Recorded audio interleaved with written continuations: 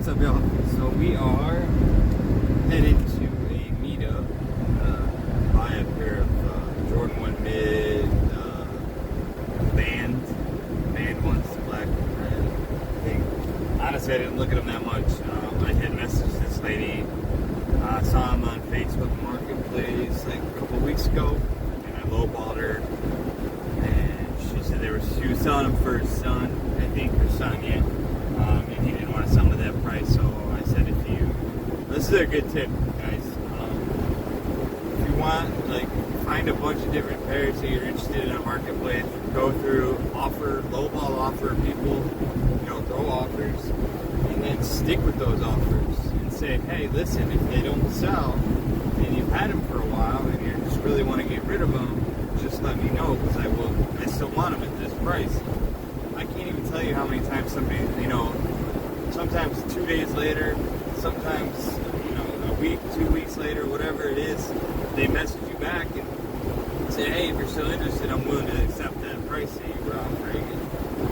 And that's what this situation is right now. So I'm going to be going into work, so I'm not going to film anything or anything like that. It's just a simple, I'm going to pay $65 for them. They're a size 7 youth. They're with the box.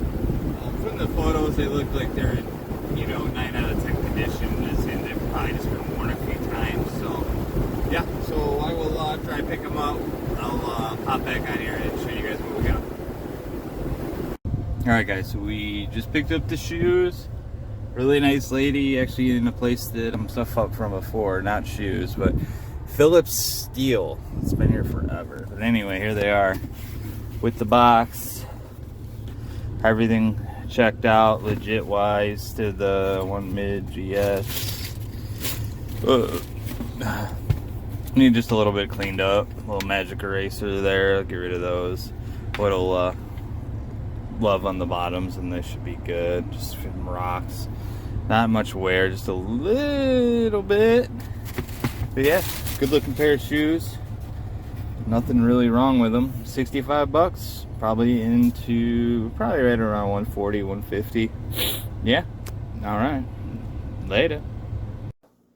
Hey guys, we are here going to talk about our shoe prep process. So we sell basically only shoes, so obviously we have a lot to come in and we need to clean. So as you can see over here, my lovely wife will show you with the camera. We have our bucket. Those are unclean shoes there. I have a pair up here that I'm going to do first and demonstrate. Over here is our bucket. After they're cleaned, we put them in here. In our other room, our back room, we do have shoe racks, those cheap ones that you can buy and just put together. And usually we'll take them back there and put them on the rack to dry. And then we take them to the store later on in the day and we list them. But first things first, we have a at-home setup. So whether you're at home or anywhere you are, make sure you have the same setup every time, right? That's my recommendation because you want it to be efficient, quick, and easy. So we just put a couple of towels down. We have our microfiber towels we use right here. These work the best, in my opinion. You can go to Walmart and get a pack of them for, I don't know, what, $5, something like that for a pack of them. Mm-hmm. We do make our own cleaning solution. If you're interested in learning more about that, you can send us a message or just comment below the video. But we just add a couple drops in the empty bucket here and then hot water, and you're basically good to go. We got all our different brushes here. I have amassed a little bit of a collection from a few different places. The best brushes that I've used so far are from Rejuvenator, so if you need brushes, that's the best place to go. I'll put a link below the video in the description if that's something you want to check out. For the bottoms, I use this bristle brush here, but I also use this nail brush.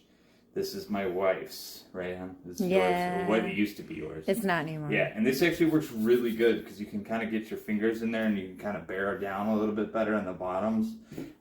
There's lots of tools out there that you can use. I mean, they even have drill attachments that you can use and like a Dremel to do the bottom, but we're not going that intense. So what I'll usually do first is I will go through the bottom here, and I'll use we use a fork because we're strange like that, and I'll get anything out of the bottom. Like right here, for example, there was, you can see that was actually part of a staple, I believe, in the bottom of this. And then I'll get some of the rocks out.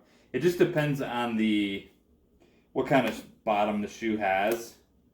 So some of them, let's see if we can find a pair that has the grooves in it. But, like the one I started yeah, but over like there. something like this, Oh, I'll I go hate through. those. Yeah, I'll go through and pop all the rocks out of there first. See, right there. I'll prep them that way, and then I'm going to start from the bottom of the shoe. And I'm going to work my way up. So I'm just going to dip this brush in here, get a little wet. You always want it to suds up. If the cleaner's not doing that, you need a different cleaner. We're just going to kind of scrub it up. These aren't too bad, so we don't need a ton of work. So I usually hit them with this, and then I'll grab the nail brush after, and I'll just give it a quick, and try to put some pressure down and get inside of the grooves and stuff like that. Alright. So, at this point, I'm going to grab a rag. We're going to walk to our sink. I literally just turn the water on and rinse it off. I try not to get the shoe too wet, and the reason for that being is we do clean and list the shoes the same day, so we want them to be as dry as possible. So that way they're not drying for 2 hours or 2 days. You know what I'm saying? Because they will take forever to dry if you soak them, right, honey? Yeah. All right. Whew. I almost lost my breath there for a second. I don't know why, but It's because I'm in here. is it? Yeah, it's kind of weird. It's so much pressure. You too. Next we're gonna use for the upper here. I got a couple different brushes. I got like a medium bristle, and I got the soft bristle. I'll only use the soft bristle on like the really, really like. You gotta just use your best judgment, right? If the material seems real thin and it's like fabric-y, and if you use like a heavier brush, is it gonna loosen the fabrics and make it fray? And that's not what you want. So for this, they don't have it on here, so I am gonna use the medium bristle. Same thing, I'm gonna dip it in, and I'm just gonna go around the shoe. If it is, I mean, some of the shoes, we will take the laces out, and we'll do the tongue and stuff like that. This one's not very bad, so I'm not gonna do all that.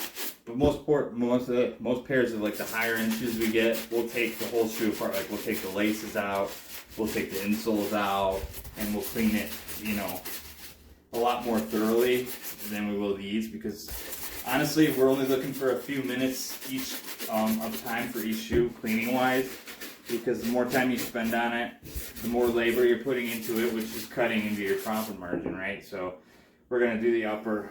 We're just gonna wipe it off with a rag here. Try not to rinse the shoe if you can avoid it. Just use a rag. Should get all the residue off. All right, so there's not really much white on this shoe. This is a little bit of white, light color. So magic erasers, the best way to do that is find them on Amazon in bulk. Much cheaper than going to like Meijer or Walmart and grabbing the boxes. So I'll actually dip this in the soap, and I'm just gonna kind of go over this a little bit. And what it'll do is it'll just get like some of the surface stuff that you might not be able to get with the first pass on the brush. Sometimes it doesn't take anything out, honestly, but it's worth a shot. It really works good on the soles. Works good on midsoles, stuff like this. I mean, you can see it really does just clean it up very, very nicely. And they're a good investment, so make sure you grab those. And you can clean your house with them. Yes, you can. But they're expensive if you buy them from like Walmart and stuff like that. I bought a box of 100 and it was only like $30. Worth every penny. Yeah, I still have it actually. So at this point, like, I'm happy with that, right? Even the inside is okay. They look like they were lightly used. So this isn't a shoe cleaning demonstration as much as it is like just the prep process, right? So we have it set up. We have our unclean shoes. We have our cleaning station. We have our rinsing station. We have our to-go dry station. So after I'm done with these pair, toss them in here. Once the bucket's full, we'll take it to the back, put it on the rack, let them dry, and then this afternoon we'll go in and we'll take them to the store and we'll list them, and then we'll put them out on the floor for sale.